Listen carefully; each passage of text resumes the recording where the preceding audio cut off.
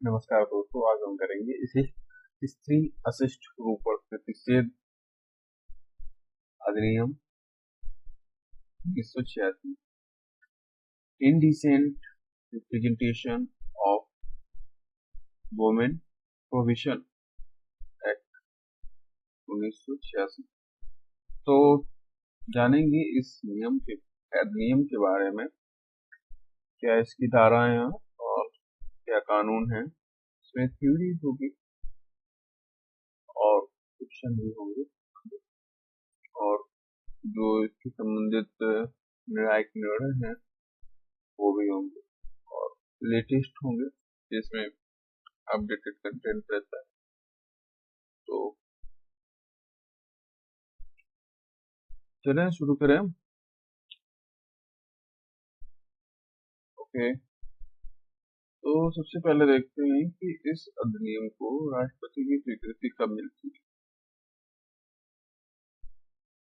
तो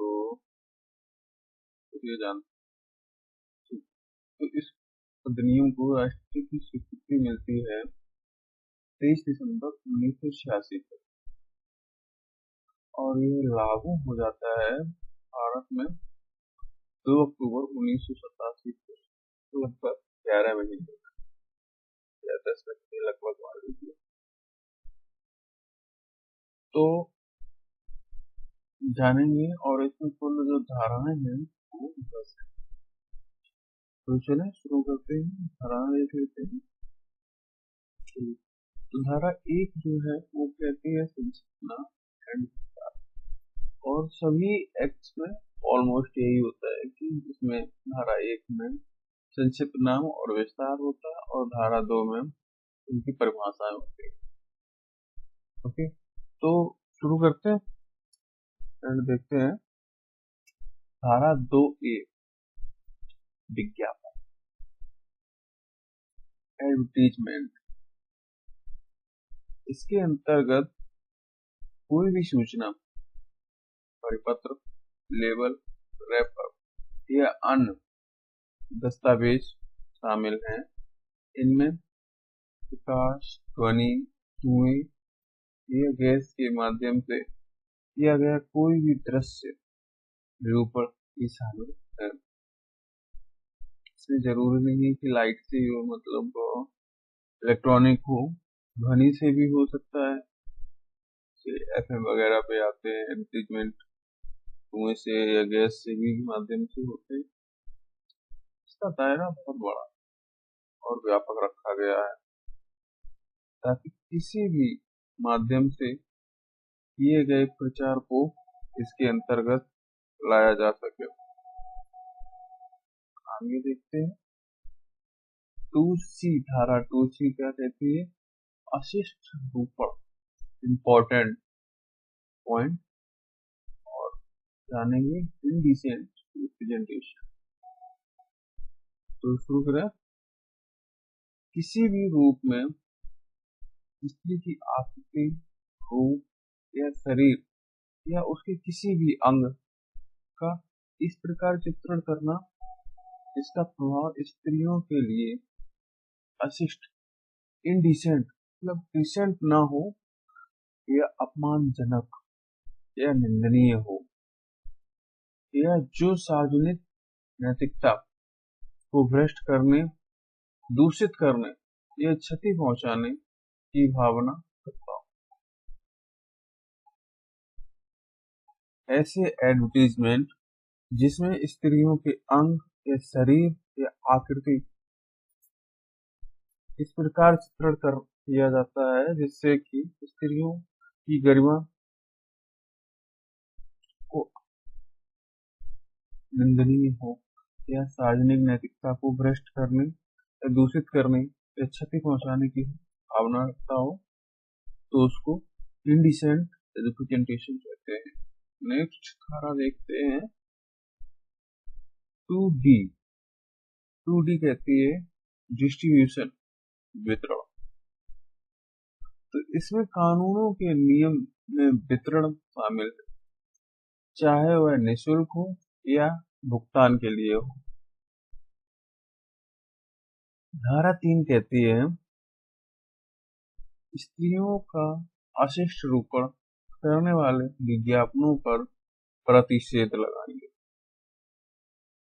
यह धारा स्पष्ट रूप से किसी भी व्यक्ति को ऐसी किसी भी विज्ञापन को प्रकाशित करने से या प्रकाशित करने की व्यवस्था करने से रोकती है जिसमें किसी भी रूप से महिला का अशिष्ट इंडिसेंट रिप्रेजेंटेशन शामिल हो। अगली धारा हमारी 4 है, क्या कहती है? स्त्रियों का अशिष्ट रूपण करने वाली पुस्तकों आदि के प्रकाशन या डाक से भेजने पर प्रतिषेध। यह धारा किसी भी ऐसी पुस्तक या पुस्तिका, कागज, स्लाइड, फिल्म, लेख या अन्य सामग्री के उत्पादन, बिक्री, किराए पर देने, वितरण या डाक द्वारा भेजने पर रोक लगाती है।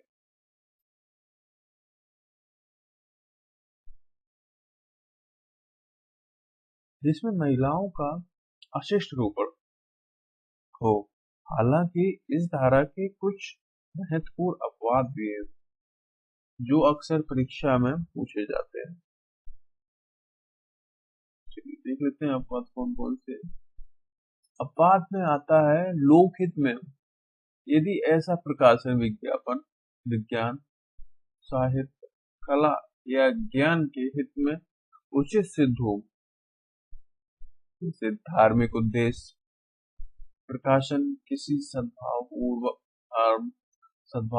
धार्मिक उद्देश्य के लिए, प्राचीन स्मारक, जैसे आपने देखा होगा मूवीज वगैरह में या एडवर्टीजमेंट में, प्राचीन स्मारक में जैसे खजुराहो वगैरह मंदिर हो, प्राचीन स्मारक या पुरातत्व स्थल पर या उसमें उकेरी गई किसी छवि से संबंधित हो।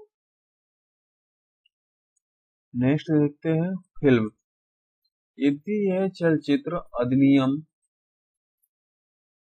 1952 सिनेमाटोग्राफिक एक्ट 1952 के प्रावधानों के अंतर्गत आने वाली किसी भी फिल्म पर लागू होगा।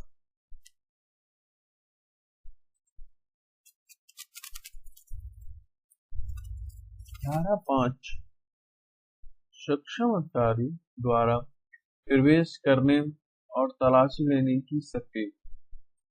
धारा 6 दंड के प्रकार, कैसा दंड होगा?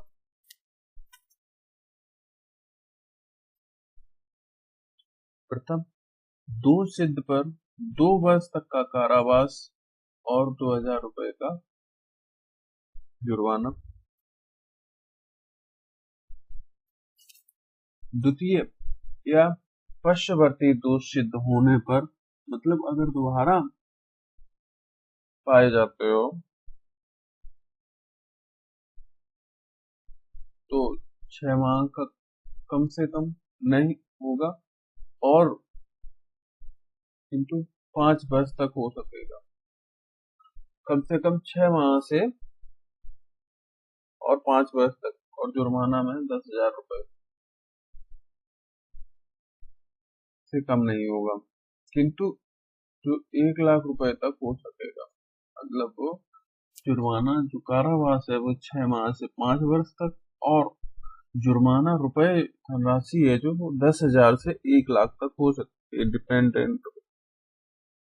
डिपेंड ऑन कि क्या केस है उस बेसिस पे। धारा 7 कंपनियों द्वारा अपराध। यदि इस अधिनियम के तहत कोई अपराध किसी कंपनी द्वारा किया जाता है तो उस अपराध के समय कंपनी के कारोबार के संचालन के लिए जिम्मेदार प्रत्येक व्यक्ति, साथ ही कंपनी को भी दोषी माना जाएगा। अगर कोई ऑर्गेनाइजेशन ऐसा कृत्य करती है तो वहां के सभी स्टाफ्स और कंपनी को दोषी माना जाएगा।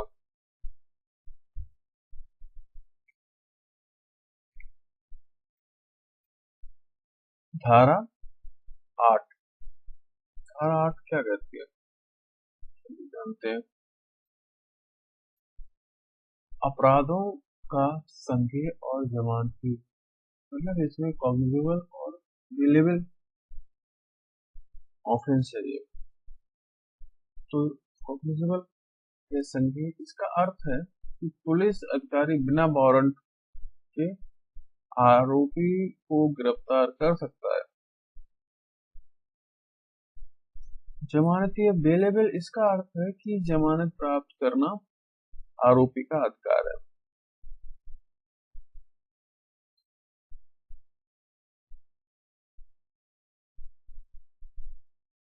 धारा 9, सद्भावपूर्वक की गई कार्रवाई के लिए केंद्र सरकार, राज्य सरकार या उनके अधिकारियों को संरक्षण प्रदान करती है। देखते हैं। धारा 10, केंद्र सरकार को इस अधिनियम के प्रावधानों को लागू करने के लिए नियम बनाने की शक्ति प्रदान करती है। केंद्र सरकार को इस अधिनियम के प्रावधानों को लागू करने के लिए, नियम बनाने के लिए, तो ये केंद्र सरकार करती है काम। न्यायिक व्याख्या एवं महत्वपूर्ण बात, समय के साथ भारतीय न्यायपालिका ने अश्लीलता और अशिष्टता की अवधारणा की व्याख्या की है, जिससे यह कानून को लागू करने का तरीका बदल गया। नेक्स्ट, रणजीत डी उदेसी बनाम महाराष्ट्र राज्य 1965 में आया ये न्यायिक निर्णय, और इस ऐतिहासिक मामले में सर्वोच्च न्यायालय सुप्रीम कोर्ट ने भारत में हिकलिन परीक्षण टेस्ट को अपनाया। हिकलिन टेस्ट कहता है यह परीक्षण 19वीं सदी के एक अंग्रेजी मामले में उत्पन्न हुआ।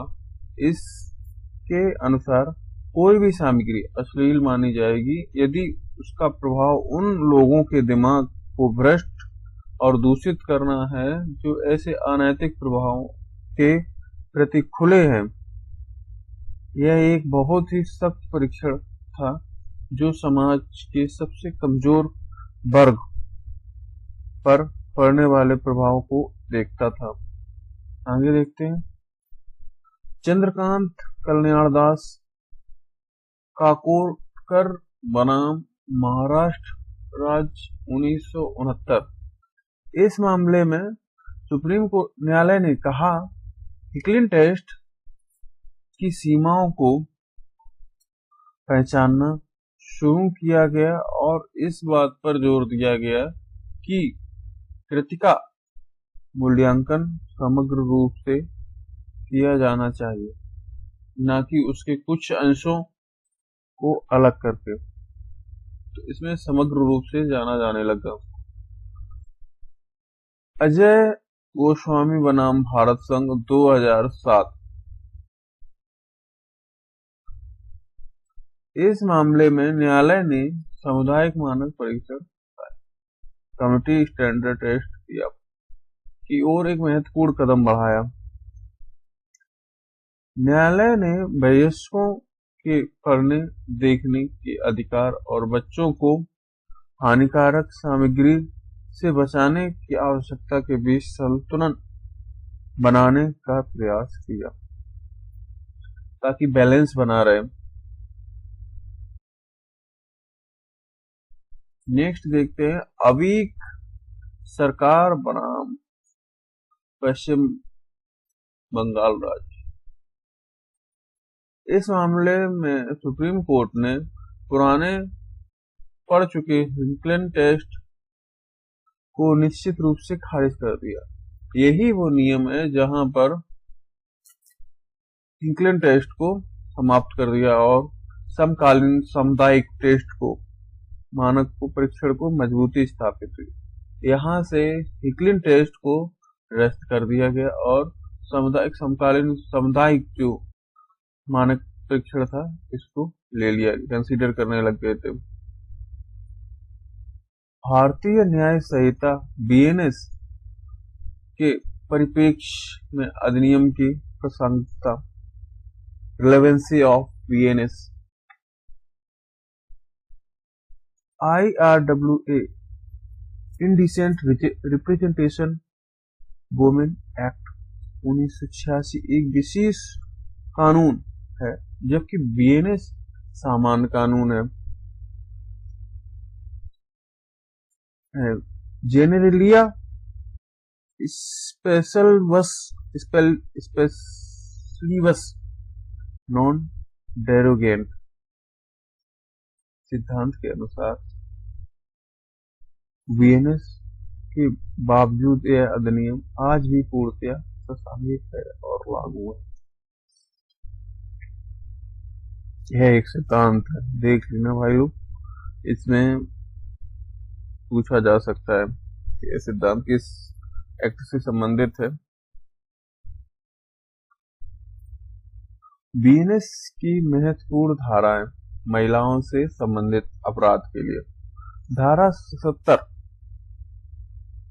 वायरिज्म, दृश्य प्रतीकता,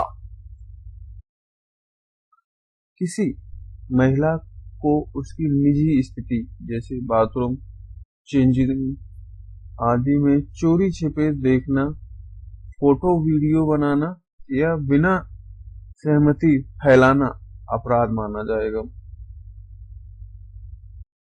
या अपराध है, माना जाएगा नहीं। धारा 78 स्टॉकिंग मतलब पीछा करना, महिला का लगातार पीछा करना, परेशान करना या ऑनलाइन ट्रैक करना, ये भी अपराध है धारा 78 के तहत बीएनएस की।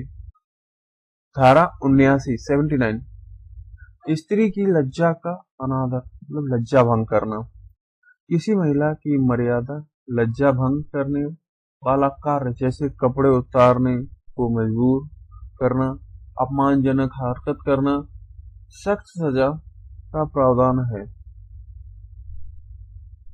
धारा 294 अश्लील पुस्तकों आदि का विक्रय करना, जो भी व्यक्ति अश्लील पुस्तक, पत्रिका, चित्र, वस्तु बेचता है या बांटता है, सार्वजनिक रूप से प्रदर्शित करता है या किराए पर देता है, वह दंडनीय माना जाएगा, पनिशेबल ऑफेंस है। धारा 296 अश्लील कार्य और गीत, जैसे कोई भी व्यक्ति सार्वजनिक स्थान पर अश्लील हरकत करता या अश्लील गीत, शब्द, इशारे करता तो सजा अवश्य मिलेगी, यह धारा 296 कहती है। ओके, तो यहाँ से हमारे क्वेश्चन शुरू होते हैं और धारा हमने सभी देख ली और जो कुछ रह गए टॉपिक्स वो आप क्वेश्चन में कवर हो जाएंगे। तो चलिए शुरू करें, टाइम की जरूरत नहीं रहती है, उससे वीडियो लेंदी हो जाती, तो आज टाइमर नहीं देंगे। ओके, तो वैसे भी लाइव सेशन नहीं है तो इसमें आप लोग आंसर नहीं करते हैं, तो हम वैसे 2 या 3 सेकंड का ब्रेक देंगे, ठीक है, अभी सभी क्वेश्चनों में। तो चलिए शुरू करते हैं क्वेश्चन नंबर 1 से। स्त्री अशिष्ट रूप प्रतिषेध अधिनियम 1986 को राष्ट्रपति की स्वीकृति कब मिली? तो भी जैसे हमने पीछे पढ़ा था, क्या पढ़ा था? ऑप्शन ए 2 अक्टूबर 1987, ऑप्शन बी 23 दिसंबर 1986, ऑप्शन सी 26 जनवरी 1986 या ऑप्शन डी 15 अगस्त 1987। क्या राइट आंसर हो जाएगा? तो इसका राइट आंसर हो जाएगा 23 दिसंबर 1986 को इस दिन राष्ट्रपति की स्वीकृति मिल गई। एंड यह लागू जो हुआ है वो हुआ है 23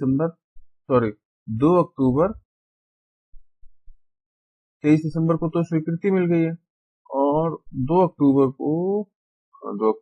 1987 को यह लागू हो गया।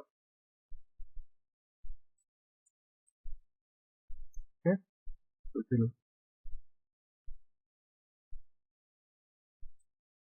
हमारा क्वेश्चन देखते हैं।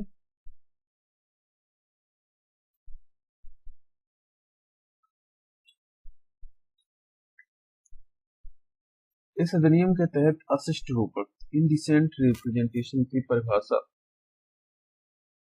किस धारा में दी गई है? तो धारा 2A, 2B, 2C या 3। तो परिभाषाएं मैंने बताई थी कि परिभाषाएं सभी धारा 1 में तो संक्षिप्त नाम है और धारा 2 में परिभाषाएं हैं। तो अब बताएं अशिष्ट रूपण, तो ये तो वैसे ही कैंसिल हो रहा है। अशिष्ट रूपण किस में है बताएं? ए में है, बी में है या सी में है? तो धारा 2C यह अशिष्ट रूपण की परिभाषा को डिफाइन करती है और यही मूल आधार है भाषा का, बेसिक स्ट्रक्चर ये। चलें तो क्वेश्चन नंबर 3 देखते हैं। स्त्री अशिष्ट रूपण प्रतिषेध अधिनियम 1986। इंडिसेंट रिप्रेजेंटेशन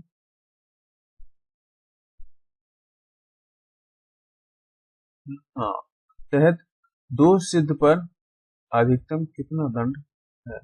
अच्छा, इसमें वेरीड करता है। तो सबसे पहले तो जैसे अभी देख लेते हैं, ऑप्शन डिस्कस कर लेते हैं पहले।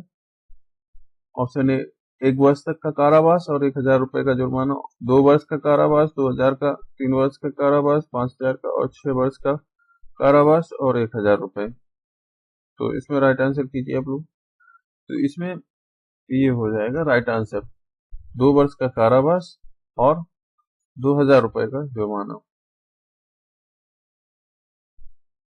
ओके, तो इसमें ऐसा होता है जैसे कि धारा 6 के अनुसार क्या कहती है धारा 6? धारा 6 कहती है कि अगर पहली बार दोष सिद्ध पाए जाते हो तो यह अधिकतम दंड है, लेकिन अगर दूसरी बार पाए जाते हो तो वो जुर्माना 1,00,000 तक हो सकता है, 10,000 से, और कारावास भी बढ़ सकता है। क्वेश्चन नंबर 4 को देखते हैं। तहत द्वितीय या बाद तो दोष सिद्ध बाद की दोष सिद्ध पर न्यूनतम कितना कारावास अनिवार्य है? इसलिए मैंने टाइम नहीं दिया था।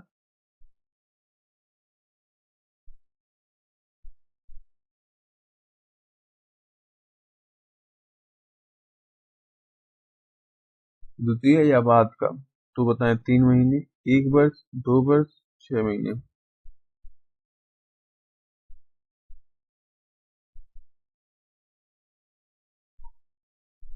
इसमें आई थिंक ये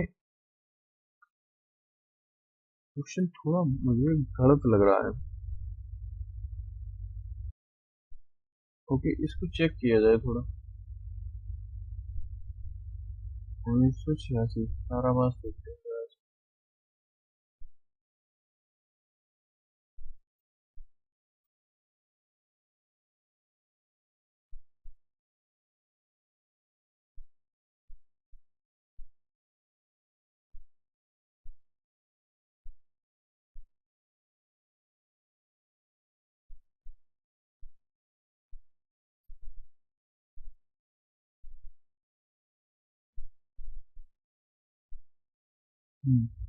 इसमें नहीं, इसमें इसमें हम लोगों ने पढ़ा था क्या?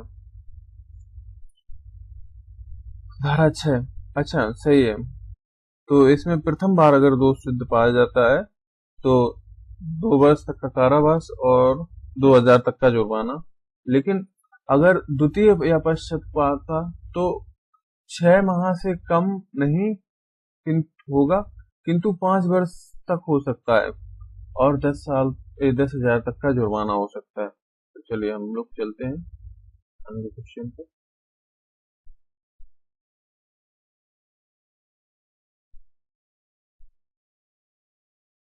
ओके, तो इसमें ठीक है, ये राइट आंसर है, धारा 6 कहती है, और यहाँ भी ये ठीक है।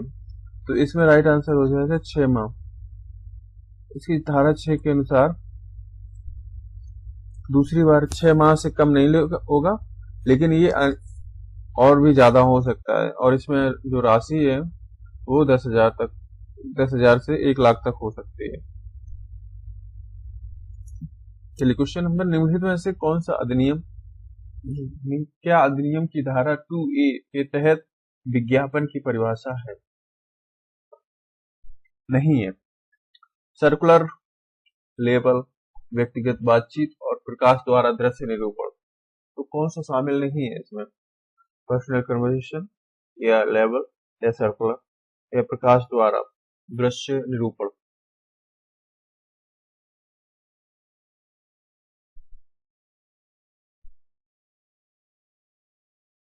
चलिए, तो इसका राइट आंसर हो जाएगा पर्सनल कन्वर्सेशन।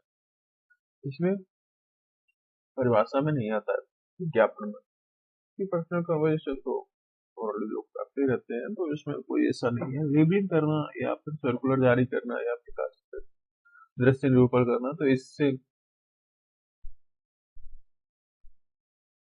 व्यापक रूप में आते हैं। नेक्स्ट क्वेश्चन देखते हैं, क्वेश्चन नंबर 6। इस अधिनियम के तहत तलाशी और जब्ती की शक्ति किस रैंक के अधिकारी को दी गई है? कोई भी पुलिस अधिकारी, पुलिस सब इंस्पेक्टर, या राज्य सरकार द्वारा प्राधिकृत कोई राजपत्रित अधिकारी, या जिला मजिस्ट्रेट? आंसर कीजिए।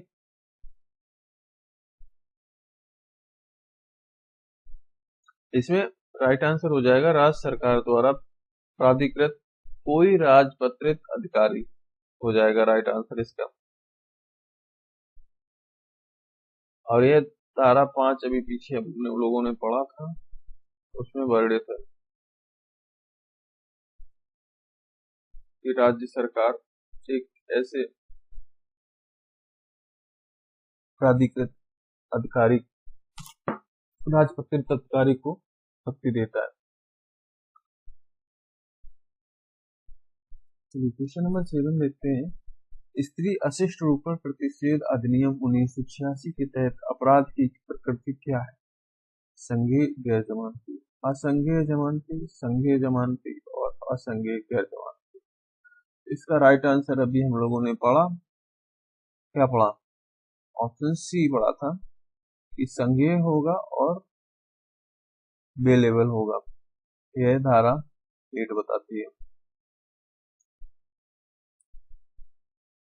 और इसमें संज्ञेय का मतलब होता है इसमें पुलिस बिना वारंट के गिरफ्तार कर सकती है, लेकिन इसमें जमानत भी मिल जाती है।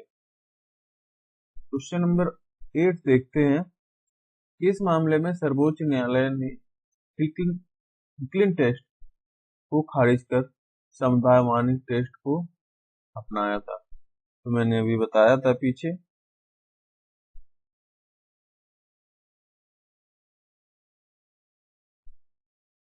आंसर करें। रणजीत सिंह उदेसी बनाम महाराष्ट्र राज्य, श्रेया सिंघल बनाम भारत संघ, अभी सरकार बनाम पश्चिम बंगाल और विशाखा बनाम राजस्थान। तो इसका राइट आंसर हो जाएगा अभी सरकार बनाम पश्चिम बंगाल। यह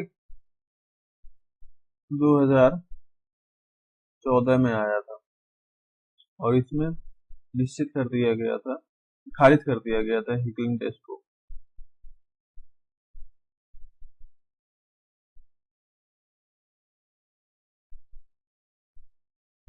नियम की कौन सी धारा कंपनियों द्वारा किए गए अपराध के लिए दायित्व का प्रावधान करती है? धारा 5, धारा 6, धारा 7, धारा 8। तो इसमें राइट आंसर हो जाएगा धारा 7। यह कंपनी के सभी व्यक्तियों को जिम्मेदार करती है और पूरी कंपनी पर आपराधिक दायित्व डालती है। क्वेश्चन नंबर 10, निम्नलिखित में से किस स्थिति में धारा 4 के तहत प्रकाशन द्वारा प्रतिबंध लागू नहीं होगा यदि प्रकाशन विज्ञापन या कला के हित में हो, यदि प्रकाशन व्यावसायिक लाभ के लिए हो, यदि प्रकाशन किसी व्यक्ति को बदनाम करने के लिए हो, यदि प्रकाशन सनसनी फैलाने के उद्देश्य से हो। विशेषकर ध्यान रखें इसमें कौन सा नहीं लागू होगा। तो इसमें हमारा आंसर हो जाएगा यदि प्रकाशन विज्ञान या कला के हित में हो, जो प्रतिबंध लागू नहीं होगा जिस पर। तो राइट आंसर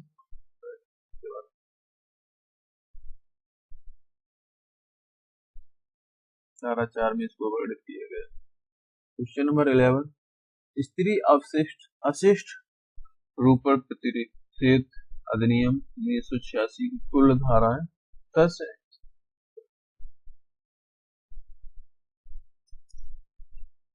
यदि यह अधिनियम कब लागू हुआ?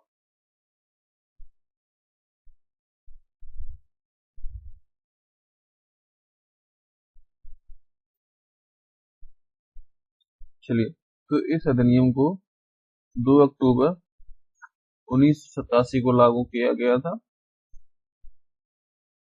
और इसमें इस डेट को राष्ट्रपति की स्वीकृति, प्रेसिडेंट की।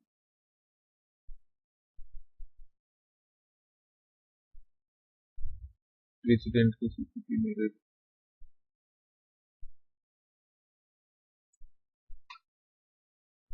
अधिनियम की धारा 5 के तहत एक प्राधिकृत अधिकारी किस समय तलाशी ले सकता है? केवल दिन में, केवल किसी भी समय, बिना किसी प्रतिबंध के, सभी उचित समय पर, केवल मजिस्ट्रेट के आदेश पर। तो इसका राइट आंसर हो जाएगा सभी उचित समय पर। कभी मतलब जा सकता है, तब तो उपयोग किया गया ताकि अधिकारी को शक्ति मनमानी ना हो, मतलब किसी भी समय पहुंच जाए, तो ऐसा नहीं, जो उचित समय है उसी टाइम पर। चलिए देखते हैं, इंक्लिन टेस्ट का मुख्य मापदंड क्या था? क्या सामग्री समकालीन समुदाय के मानकों का उल्लंघन करती? क्या सामग्री पर कलात्मक मूल्य है? क्या सामग्री सबसे कमजोर दिमाग को भ्रष्ट कर सकती है? क्या सामग्री का उद्देश्य केवल मनोरंजन है? इसका राइट आंसर हो जाएगा सी, जो कि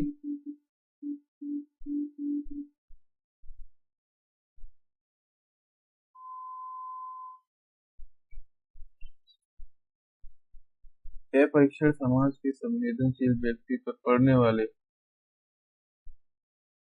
प्रभाव पर केंद्रित था, भले ही इसका समग्र उद्देश्य कलात्मक या साहित्य क्यों ना हो। इस वजह से ही इसको 2014 में अवीक सरकार बनाम पश्चिम बंगाल 2014 ने इसको निरस्त कर दिया था, क्योंकि ये ज्यादा ही कठोर था, फ्लेक्सिबिलिटी नहीं थी। लेकिन जो समुदाय टेस्ट आया उसमें फ्लेक्सिबिलिटी आ गई, एकदम रिजिड नहीं था वो। तो क्वेश्चन नंबर 15, वीएनएस के लागू होने के बाद स्त्री अशिष्ट रूप पर प्रतिषेध अधिनियम की क्या स्थिति है? निरस्त हो जाएगा, साथ लागू रहेगा, शामिल कर लिया गया, या फिर वीएनएस में शामिल कर लिया गया, या केवल पुराने मामलों पर लागू होगा? तो यह राइट आंसर हो जाएगा कि ये साथ साथ बना रहेगा। अभी प्रासंगिकता पीछे देखी थी, रिलेवेंसी, तो ये दोनों एक साथ चल सकते हैं, क्योंकि ये एक स्पेशल कानून है, सॉरी, ये एक जनरल कानून है और ये एक स्पेशल कानून है, तो इस वजह से साथ साथ चल सकते हैं। चलिए अगला क्वेश्चन देखते हैं। इस अधिनियम की कौन सी धारा केंद्र सरकार को नियम बनाने की शक्ति देती है? धारा 8, 9, धारा 10 और धारा 7। जो धारा 10 है वो ये शक्ति देती है कि केंद्र सरकार नियम बना सकती है।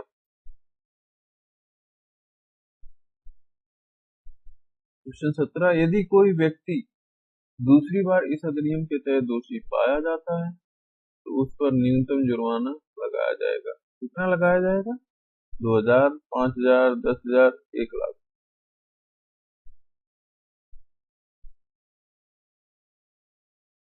इसमें न्यूनतम की बात की गई है तो इस वजह से ये 10,000 रुपए हो जाएगा। और ये धारा 6 है, ये 10,000 तक न्यूनतम होगा और मैक्सिमम ये 1,00,000 तक हो सकता है।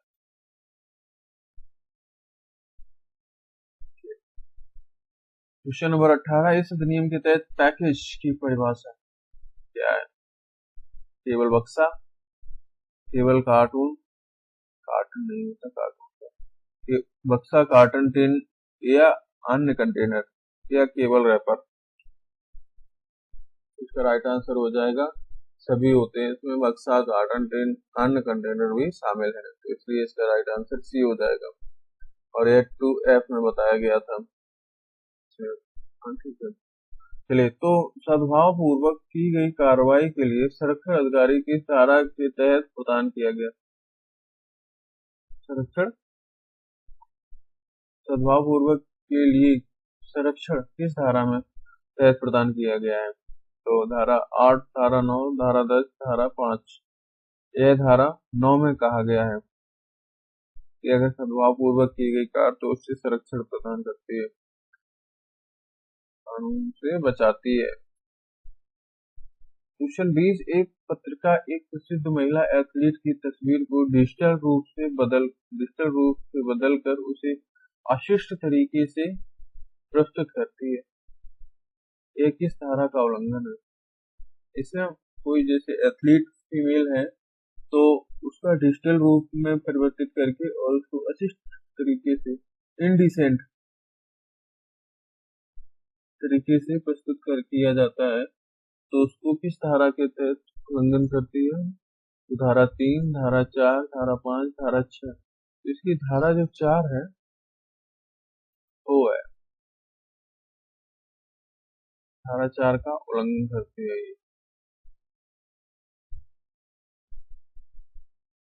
क्वेश्चन नंबर 21, इस अधिनियम का अधिनियम संख्या क्या है? मतलब ये कौन सा नंबर का अधिनियम था? तो 1987 का, सॉरी 1986 का 50वां, 1986 का 60वां, 1987 का पहला और 1986 का 45वां। इसका राइट आंसर, जैसे अब ये क्वेश्चन को हमने थ्योरी में डिस्कस नहीं किया था, तो इस वजह से क्वेश्चन करना अनिवार्य रहता है कि हम क्वेश्चनों को देखेंगे और उसमें कुछ नए नए फैक्ट तो जरूर ही मिलेंगे, क्योंकि उससे सब थ्योरी में कवर नहीं हो जाता है।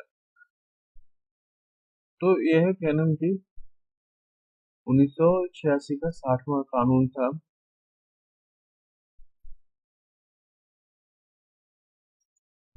यदि कोई व्यक्ति किसी ऐसी पुस्तक का वितरण करता है जिसमें महिलाओं का अशिष्ट चित्र है, वह किस धारा के तहत उत्तरदायी होगा?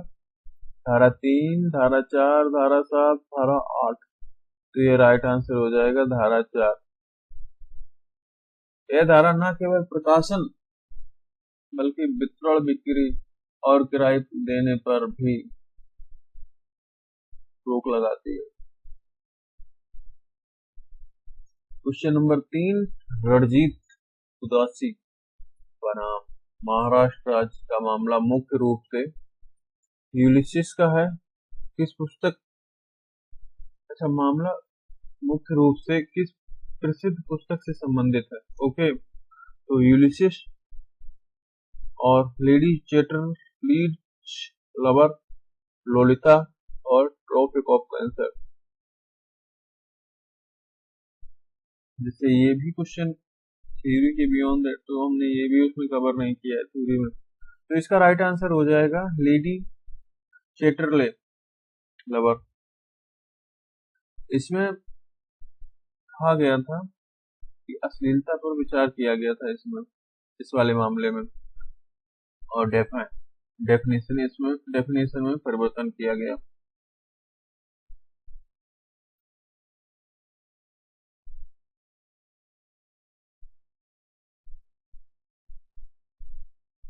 अच्छा, इस पुस्तक के आप लोग जो ऑथर हैं, लेखक लेखक को कमेंट करेंगे।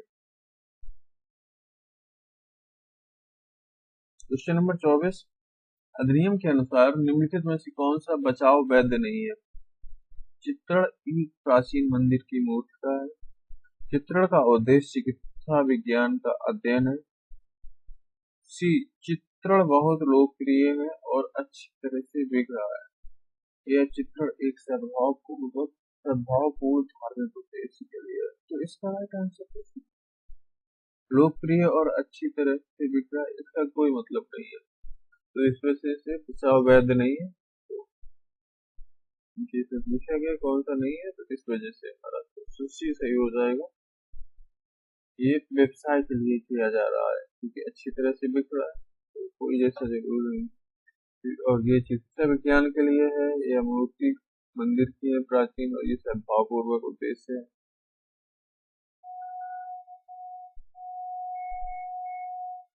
चलिए क्वेश्चन नंबर 25 देखते हैं। इस अधिनियम के तहत अपराध का विचारण किस न्यायालय द्वारा किया जा सकता है? सत्र न्यायालय, केवल उच्च न्यायालय, किसी भी श्रेणी का मजिस्ट्रेट, मेट्रोपॉलिटन मजिस्ट्रेट, या प्रथम श्रेणी न्यायिक मजिस्ट्रेट? इसका राइट आंसर हो जाएगा मेट्रोपॉलिटन मजिस्ट्रेट या प्रथम श्रेणी न्यायिक मजिस्ट्रेट के अनुसार इसमें 2 वर्ष से अधिक के कारावास वाले अपराधों का विचारण इन मामलों में किया जाता है। के लिए अगर उससे ज्यादा सजा सुनानी होती है तो उसे इसमें नहीं किया जाए। अगला क्वेश्चन देखते हैं, क्वेश्चन नंबर 26।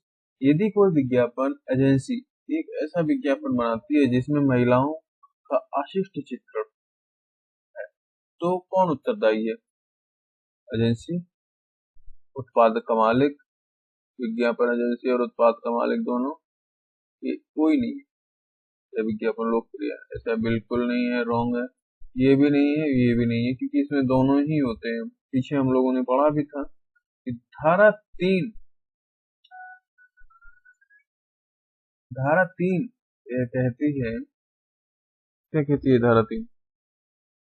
कि प्रकाशित करने वाले व्यक्ति और एजेंसी या कंपनी सभी पर लागू होता है। सामुदायिक मानक परीक्षण, कम्युनिटी स्टैंडर्ड टेस्ट का क्या अर्थ है? यह परीक्षण की क्या सामग्री बच्चों के लिए उपयुक्त है? ऑप्शन बी, यह परीक्षण की क्या सामग्री एक औसत सामान्य व्यक्ति के मानकों के अनुसार अश्लील है? यह परीक्षण की क्या सामग्री सरकार द्वारा निर्धारित मानकों को पूरा करती है? यह परीक्षण की क्या सामग्री अंतरराष्ट्रीय मानकों के अनुसार?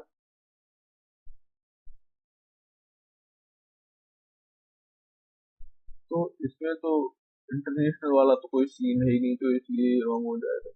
बच्चों के लिए ये भी गलत है, और अश्लील है तो ये भी गलत है, क्योंकि इसमें सामान्य व्यक्ति के लिए कहा गया है। तो इसमें हो जाएगा कि क्या सामग्री सरकार द्वारा मानकों को पूरा करती है, इस वजह से ये हो जाएगा ऑप्शन सी। Question number 28। इस अधिनियम का मुख्य उद्देश्य क्या है? मीडिया पर सेंसरशिप लगाना, कलात्मक स्वतंत्रता को सीमित करना, मीडिया में महिलाओं के अशिष्ट चित्रण को रोकना और उनकी गरिमा की रक्षा करना, या प्रकाशन का उद्देश्य? तो इसमें सीधा सीधा हमारा पता ही यही डेफिनेशन ही है, महिलाओं के अशिष्ट चित्रण को रोकना और उन पर कुछ गरिमा की रक्षा करना, और एक ये दंडात्मक वो है, ऑफेंस है, पनिशेबल ऑफेंस है ये।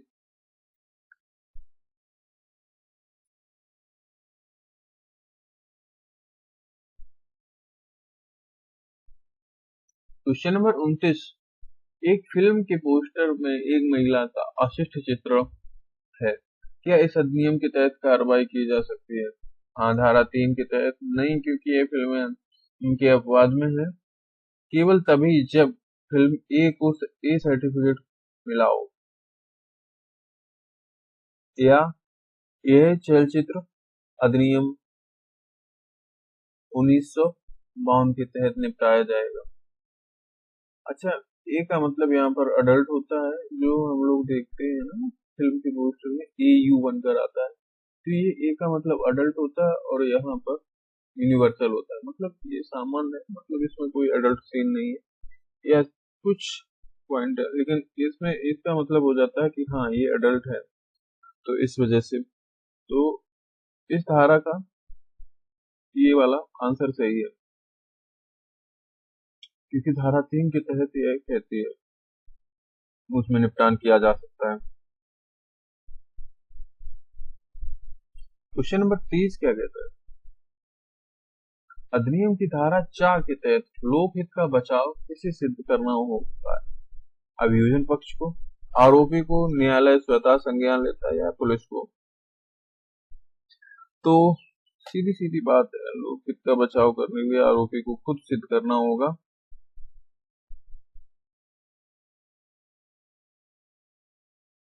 चलिए, तो नेक्स्ट क्वेश्चन देखते हैं।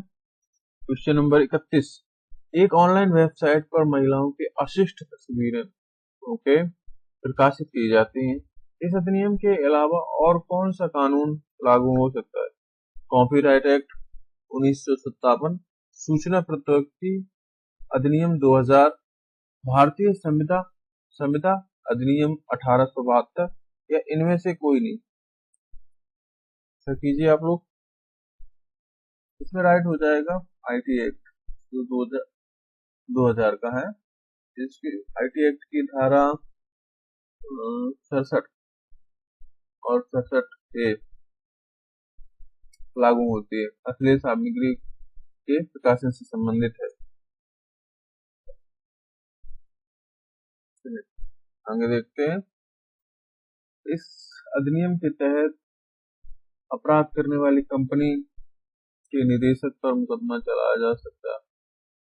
वह कंपनी का मालिक है, अपराध उसकी सहमति या मिली भगत से किया गया था, वह बैठक में उपस्थित था, वह केवल एक नामित निदेशक है।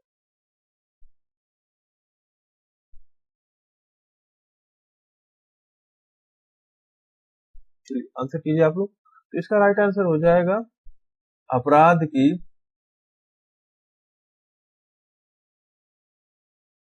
अपराध उसकी सहमति या मिली भगत से किया गया था, तो निदेशक पर मुकदमा चलाया जा सकता है।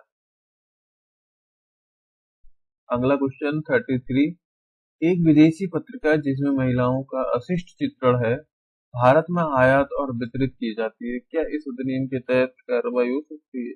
नहीं, क्योंकि ये पत्रिका विदेशी है।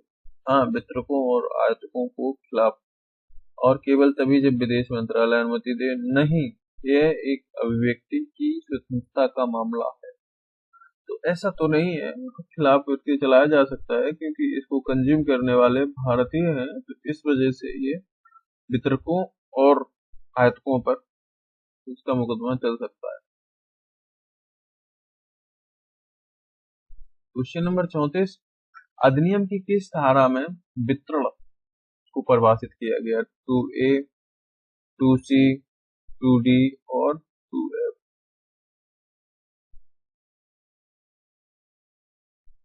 तो इसका राइट आंसर ऑप्शन सी हो जाएगा, जो 2D है।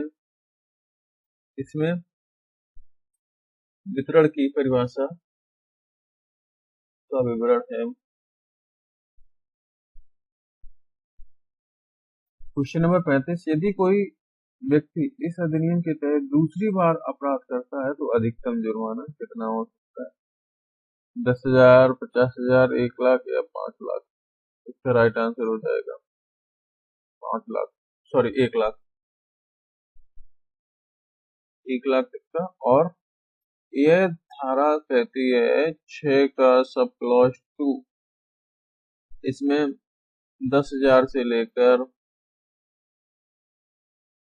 1 लाख तक होता है। चलिए अगला क्वेश्चन देखते हैं।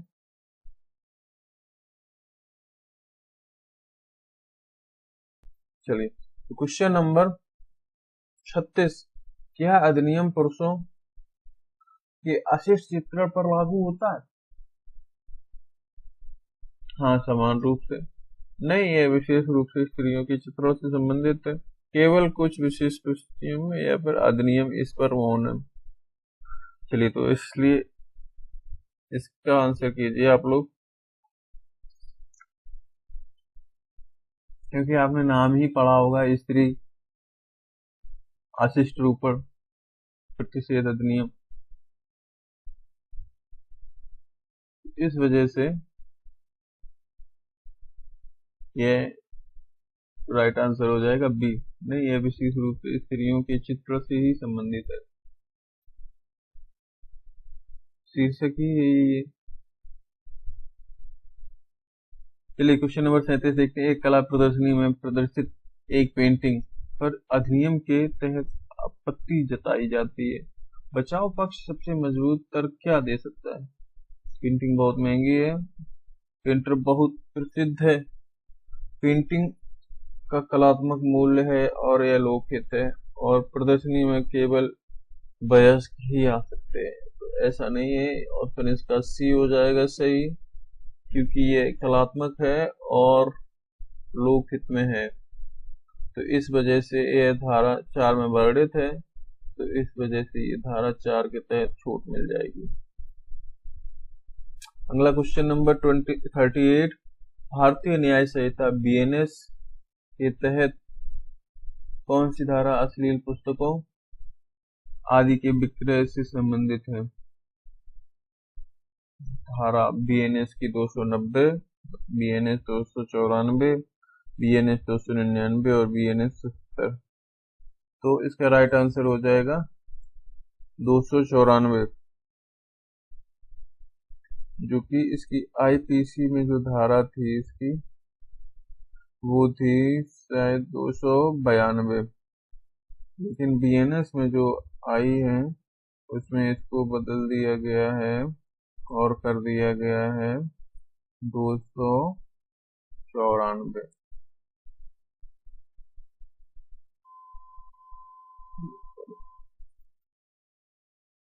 ओके,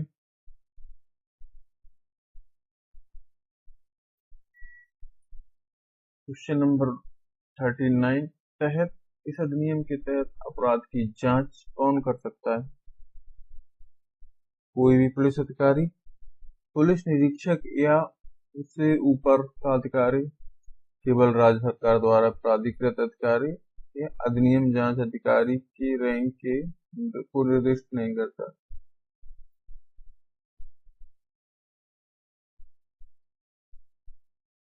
इसकी राइट आंसर यही हो जाएगा, अधिनियम जांच अधिकारी की रैंक को निर्दिष्ट नहीं कर सकता है, लेकिन अगर अपराध संज्ञेय है और प्रक्रिया दंड प्रक्रिया संहिता के प्रावधानों के अनुसार जांच की जाएगी, तो वैसे तो हाँ, यही है, ठीक है।